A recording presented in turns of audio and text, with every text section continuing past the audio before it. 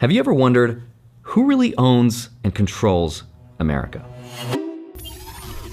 Could it be the group that met in secret on Jekyll Island and built our central banks that now control trillions of dollars? And who actually owns the majority of the stock market? Some people have said it's actually the holy trinity of asset managers: BlackRock, Vanguard, and State Street, which together control 23 trillion in proxy votes across 90% of the entire stock market. And who does the US owe all of this money to? And who are the mysterious landowners that control 1.3 billion acres, from mega landlords like the Emersons to John Malone all the way to Bill Gates? Or maybe it's the tech overlords that harvest 175 zettabytes of data that track everything we do online. This is an incredibly deep rabbit hole, and over the course of this video, I'm going to help explain the different forms of control and how they've evolved throughout history. From land, money, to corporations, to debt, and so much more. And by the end of this video, you'll know exactly who controls the country. And stick around, because I'll show you what I think the real answer is and what I think is also the solution. So with that said, let's get into it. Hi, my name is Andrei Jikh. Hope you're doing well. Come for the finance and stay for the Illuminati. Now, in the 19th century, owning a land was one of the ultimate ways to control and own the country. Under something called the Pacific Railway Act of 1862, Congress actually gave 174 million acres of public land to the Union Pacific and Central Pacific Railroads, which were sections of land that stretched for miles. And then something really interesting happened. Union Pacific insiders set up something called the Credit Mobilier Construction Company, and they quietly gave out discounted or even free shares of this company to key congressmen and people in power to make sure that in return they would get friendly legislation and funding. And when all of this broke out in 1872, it exposed how land grants could actually influence politics and give total corporate control of new territories. Now fast forward to today, and a small group of mega landlords still control disproportionate amounts of power over local economies and politics. Private owners, for example, control 1.3 billion acres, or about 60% of US land. Now some of those families are maybe names you've never heard of, like the Emerson family, which control over 2.4 million acres, or John Malone at over 2.2 million acres. Even tech CEOs like Bill Gates have bought up over 200,000 acres of farmland across 18 states. In Nebraska alone, for example, his Mount Edna Farms LLC now controls over 20,000 acres. And people are starting to get worried, because if any of it went tax exempt and became a nonprofit, then that would mean all the counties that are around it could see their property tax revenues destroyed, and that could negatively affect schools and services and everything else. So whoever owns land still holds a huge amount of power. They can control who gets tax money, voting districts, and which resources go where. So that's the first aspect of who owns and controls America: those who control a lot of land. Now, if land was the original source of power, then credit was the evolution of it. And it still hugely owns not just the US, but the entire world. And the origin story of how credit came to be is going to sound like a total conspiracy, but it's not. In November 1910, a secret group of US bankers led by JP Morgan, National City, the First National Bank of New York, and a few other big banks under Senator Aldrich's sponsorship. They all met here, a place called Jekyll Island. Their goal was to create the Federal Reserve Act in order to control the supply of America's money.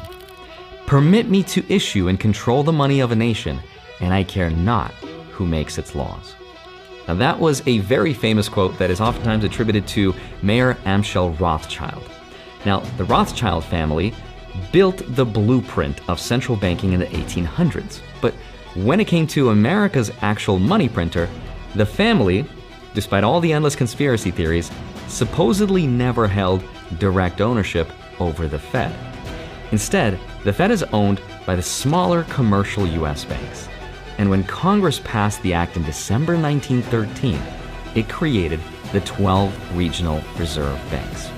And all of them were given the superpower to do what's called fractional reserve banking. And that allows the banks to reserve only a fraction of your deposit and lend the rest of it to someone else.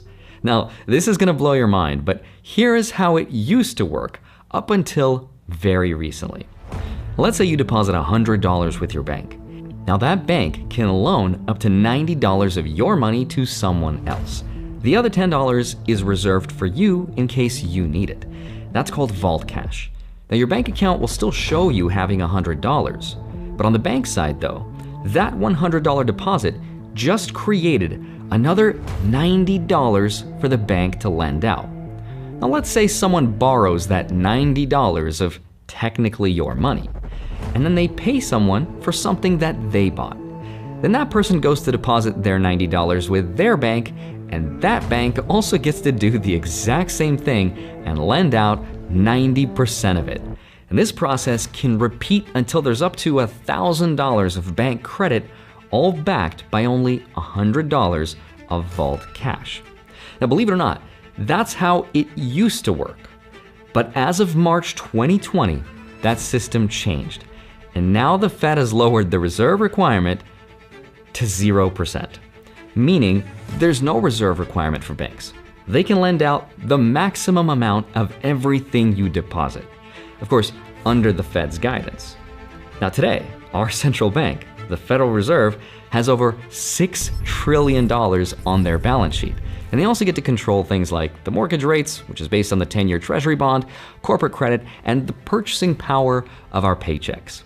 And to this day, the president does not have control or authority over the Fed, and he cannot fire the person in charge of it. And that's why some people say that if a handful of banks get to decide who creates dollars and how many of them, then that's one way to own a country. Now, if banks control the money, then who controls and owns the US stock market? There's a lot of interesting theories out there, but probably the most popular one is the Holy Trinity: BlackRock, Vanguard, and State Street. BlackRock is the subject of a lot of speculation online. There is a robot that controls more wealth than any country on earth. Really, the commander-in-chief is Larry Fink. They have stock in 95% of Fortune 500 companies, and they've been hired by governments across the world to help manage financial crises and even just conduct normal operations. Imagine if you had control of 88% of CEOs of S&P 500 companies. What kind of influence do you have? Now, you've probably heard the claims that BlackRock, Vanguard, and State Street, or the big three, own the stock market. And the truth is that this is so wrong and so right at the same time. It's wrong because, yes, they do manage trillions of dollars, but most of that money belongs to everyday investors like you and me. So technically, they're just managing our money, not owning the world outright. But it's true that they do have a huge amount of power and control, so much so that Charlie Munger once famously said, "I think the world of Fink, but I'm not sure I want him to be my emperor." So let me break down why their power is very real and how it actually works. Now, the central bank is not the only thing that can create money into existence. The stock market can also make its own special form of money.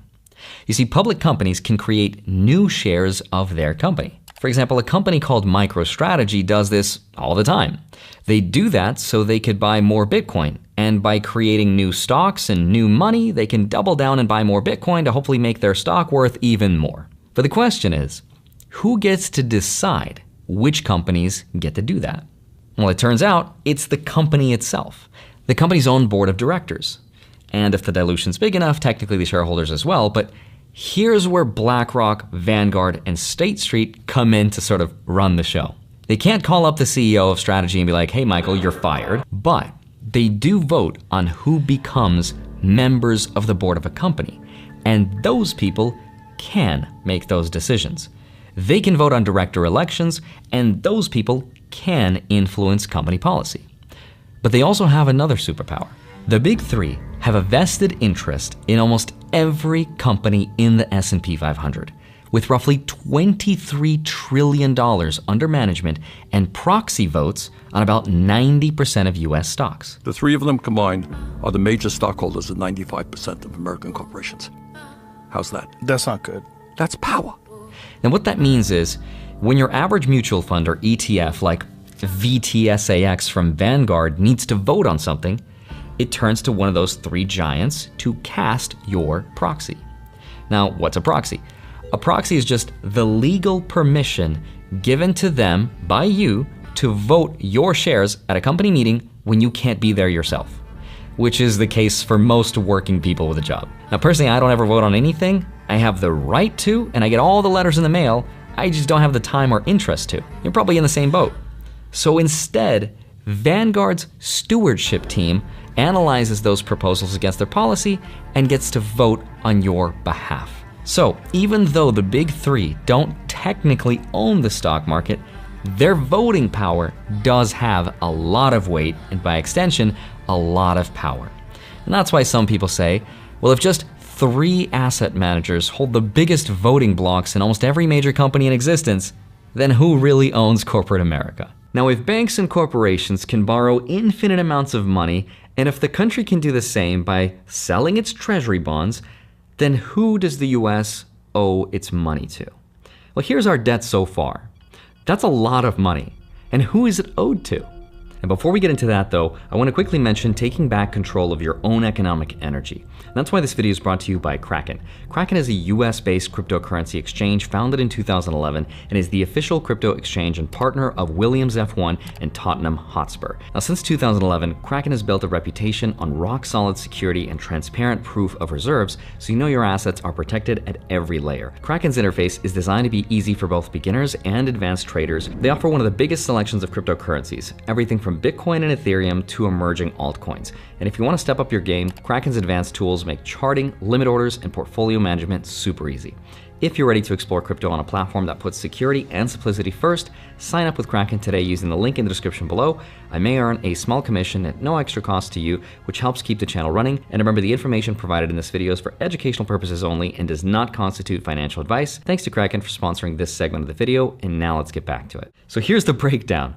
At the end of last year, in 2024, the United States had over $36 trillion in gross federal debt, which is roughly 120% of something called the GDP, which means more than a full year's worth of all goods and services the US makes. We are now in debt. Now, out of that 36 trillion though, about 80% of the debt was held by public investors, with the rest of the 20% recorded as intergovernmental debt.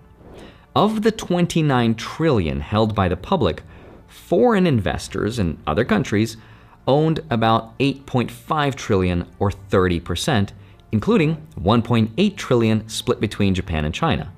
And that's why you've probably heard the rumor that China and Japan own the US and they could collapse the US by selling all of their treasury bonds and just dump them all on the market. But that would probably never happen because here's the catch. Selling that many treasury bonds would collapse bond prices, which would increase interest rates through the roof, and it would destroy the value of their holdings too. In other words, the biggest foreign owners of US debt have just as much of a reason to keep our borrowing costs as low as we do. The more US treasuries a country owns, the more their economy is tied to the fate of the US economy. So it's kind of ironic and counterintuitive, and no, foreign countries don't actually control the US.